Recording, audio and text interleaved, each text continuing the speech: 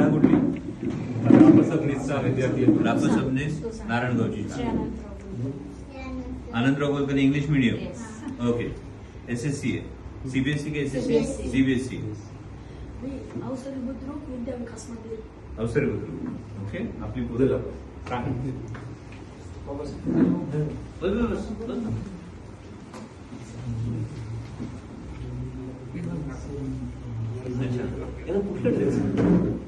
याला scientific name mid brain activity, पण याच्यावरती खूप सारं काम केलंय.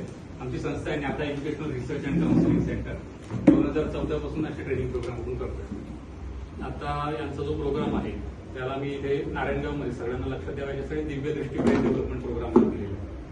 याच्यावरती इंट्युएशन प्रोसेसवरती आपण काम करतो. म्हणजे जसा शरीरासाठी व्यायाम महत्वाचा आहे तसा ब्रेनसाठी मेंदूसाठी पण व्यायाम आहे. त्याला आपण म्हणतो ब्रेन जिम एक्सरसाइज. तर brain gym exercise, meditation, advance meditation या सगळ्याच्या माध्यमातून आपण या अशा पद्धतीने मुलांना डेव्हलप करतोय. आणि इंट्युएशन आज काळाची गरज आहे. म्हणजे आज बघतोय मोबाईल, सोशल मीडियामुळे मुलांचं फार मोठं नुकसान होतंय. अटेन्शन स्पॅन कमी होतोय मुलांचा. तिथे मेडिटेशन, ऍडव्हान्स मेडिटेशनकडे मुलं वळाली पाहिजे. हा त्याचा इंटेन्शन आहे. पण हे काय मूळ जॅपनीज याच्यावरून सुरू झालं तर मध्यंतरी बऱ्यापैकी कानावर आलं. ऍक्च्युअली याचं जर मूळ बघितलं तर महाभारताचा याचा थोडासा उल्लेख सापडेल. म्हणजे जे आपलं महाभारतामध्ये संजय उवाच आपण म्हणतो. संजय आणि जे धृतराष्ट्राला ऍक्च्युअली तिथं कुरुक्षेत्रावरती नव्हते तरी पण सगळ्या गोष्टी सांगितल्या. त्याच्यामध्ये गांधारी पण म्हणजे पूर्ण ब्लाइंड फोल्ड लावूनच होती. हे सगळं आपल्या म्हणजे इंडियन ओरिजिन मधून आहे, स्पिरिच्युअल मधून आहे. आणि मग नंतर त्याचं बाहेर जाऊन सगळ्या गोष्टी केलेल्या आहेत. पण मग आपल्याकडे मधल्या काळात त्याचं टेक्निक डेव्हलप नाही झालं. मधल्या काळात थोडंसं आपले जे विद्यालय आहेत म्हणजे विश्वविद्यालय होते नालंदासारखे ते डिस्ट्रॉय झाल्यामुळं ते पुढे आलं नाही. त्याच्यातलं एक अजून दुसरा पार्ट आहे इनबॉर्न टॅलेंट टेस्ट आम्ही करतो. याच्यामध्ये 8 मल्टिपल इंटेलिजन्स आम्ही फाइंड आउट करतो मुलांची.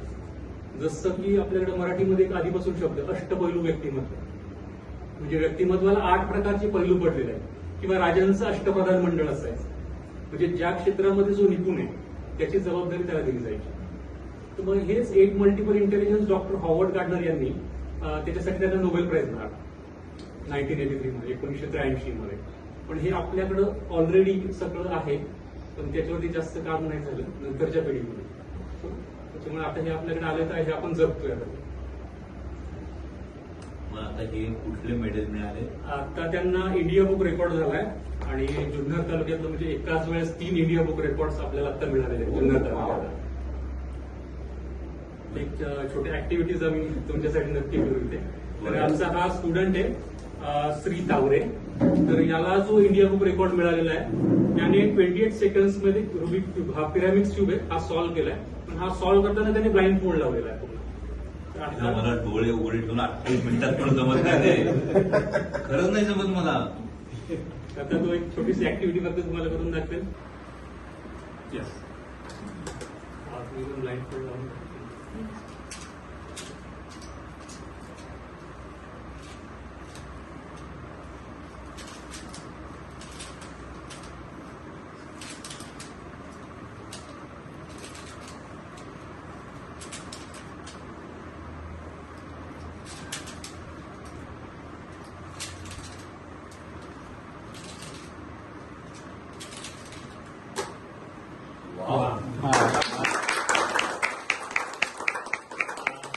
ही आमची दुसरी स्टुडंट आहे छोटीशी विहा स्वप्नील जुन्नरकर. तर तिने ब्लाइंड फोल्ड लावून तिने 42 कार्ड्स 1 मिनिट्स मध्ये आयडेंटिफाय केले, फ्लॅश कार्ड्स. ती आता एक छोटीशी ऍक्टिव्हिटी करून दाखवेल.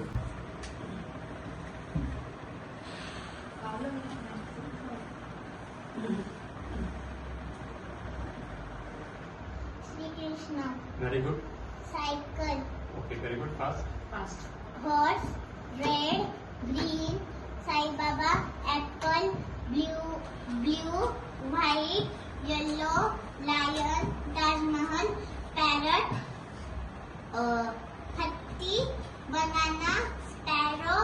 Sachin Tendulkar. आमचा तिसरा स्टुडंट आहे निरंजन जंगले. याने श्री दासबोध ग्रंथ त्यातले 229 वर्ड्स एका मिनिटामध्ये रीड केलेले विथ ब्लाइंड फोल्ड. तर त्याची ही खूप छान ऍक्टिव्हिटी आहे. आणि थोडंसं एक छोटीशी आम्ही गेम खेळूयात फक्त. एक फक्त मला ऍक्शन करायची ऑलरेडी पूर्ण भारताला माहिती आहे तुम्ही खूप चांगले एक अभिनेता आहात. तो ब्लाइंड फोल्ड लावेल, तुम्हाला एक ऍक्शन करायची, तो ऍक्शन तो आयडेंटिफाय करेल. Yes is ready. येस.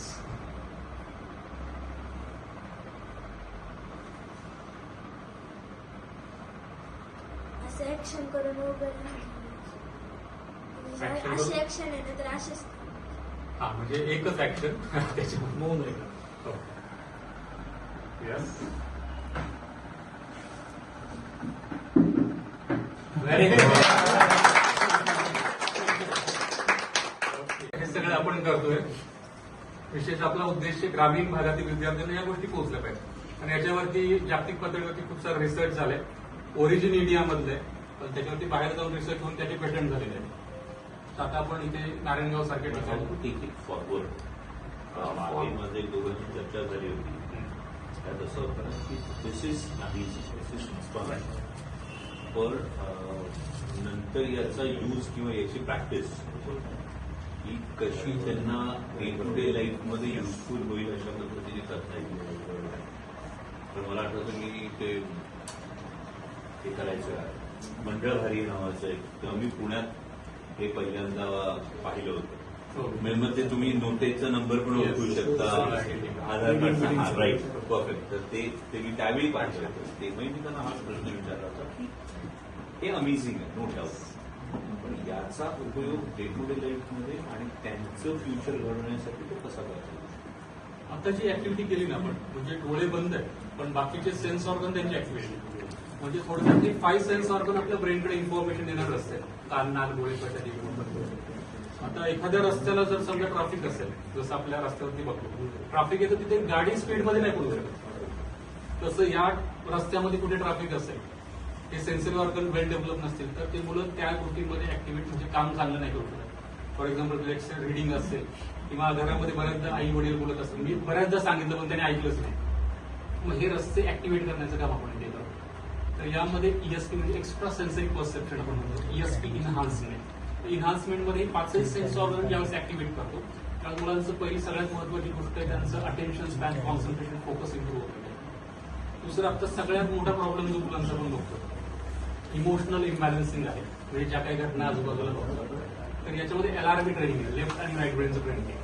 एलआरबी ट्रेनिंगमुळे काय होतं, दोन्ही ब्रेन बॅलन्स होत आहे आणि दोन्ही ब्रेन बॅलन्स झाल्यामुळे डिसिजन मेकिंग ऍबिलिटी फास्ट होते, निर्णय क्षमता वाढते, चांगली पर्सनॅलिटी ओव्हरऑल म्हणजे वर पर्सनॅलिटी बघता त्याच्यापेक्षा आतमध्येची पर्सनॅलिटी आहे त्यांची, तर ती त्यांची डेव्हलप चांगल्या पद्धतीने होते. अकॅडमिक परफॉर्मन्स वाढतं, स्पोर्ट्समधलं परफॉर्मन्स वाढतं, इमोशनली बॅलन्स होतात, राग, चिडचिडपणा ज्यांचा जास्त तो कंट्रोल व्हायला मदत होते. फक्त याच्यामध्ये जे ऍक्टिव्हिटीज आहेत आपण त्या घरी मुलांनी केल्या व्यवस्थित तर त्याचे रिझल्ट खूप चांगले आहेत. किती वर्ष ट्रेन करायला पाहिजे.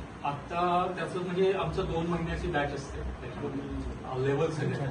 6 महिन्यामध्ये आम्ही ट्रेन करतो स्टुडंट्सला आणि तिन्ही लेवल झाल्यानंतर आता जसं इंडिया बघू मागच्या वेळेस काही एका विद्यार्थ्यांनी आमचं पूर्ण ज्ञानेश्वरी पारायण, ज्ञानेश्वरी आळंदीला जाऊन ज्ञानेश्वर महाराजांच्या मंदिरामध्ये गेलो होतो.